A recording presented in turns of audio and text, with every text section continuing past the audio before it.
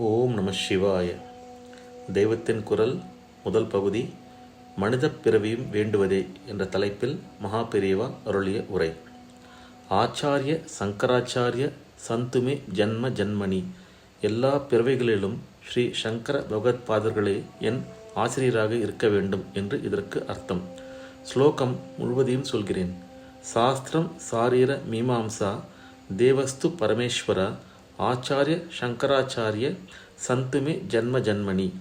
சாரீர மீமாம்சா என்றால் சரீரத்துக்குள் இருக்கப்பட்ட உயிரை பற்றி சொல்கிற வேதாந்த சாஸ்திரம் என்று அர்த்தம்.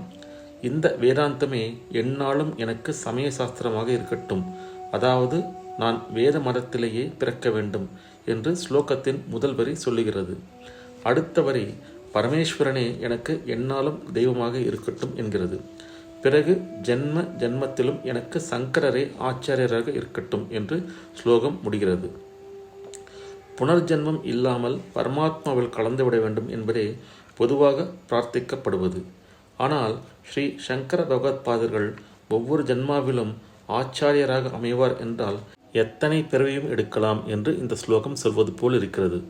நடராஜாவை பார்த்து கொண்டே இருப்பதற்காக மனித பிறவியும் வேண்டுவதே இம்மாநிலத்தே என்று அப்பர் சுவாமிகள் சொன்னது போல் இருக்கிறது.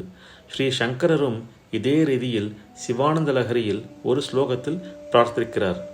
நரத்வம் தேவத்வம் நகவன மிருகத்வம் மச்சகதா பசுத்வம் கீட்டத்வம் பவது விஹகத்வாதி ஜனனம் சதாத்வத் பாதாப்ஜ ஸ்மரண பரமானந்த லஹரி விஹாராசாக்தம் சேத் ஹிருதய மிக கிம்தேன வபுஷா. பரமேஸ்வரனின் பாதாரவிந்தத்தை ஸ்மரித்து அந்த ஆனந்த வெள்ளத்தில் மூழ்கி இருப்பதற்கு தடையில்லை எனில் நான் எந்த பிறவியும் எடுக்க தயார். மனிதனாகவோ தேவனாகவோ கல்லாகவோ மரமாகவோ விலங்காகவோ கொசுவாகவோ மாடாகவோ கிருமியாகவோ பட்சியாகவோ எந்த பிறவி வாய்த்தாலும் சரி, இருதயத்தில் ஈஸ்வர ஸ்மரணானந்தம் வெள்ளமாக பாய்ந்தால் ஷரீரம் எதுவாக இருந்தால் என்ன என்கிறார் இந்த ஸ்லோகத்தில் ஸ்ரீ ஆச்சாரியால். ஆச்சாரியால் என்று சொன்னாலே இந்த தேசத்தில் ஸ்ரீ சங்கராச்சாரியர்களைத்தான் குறிப்பிடுகிறது. இதிலிருந்தே அவரது மகிமை தெரிகிறது.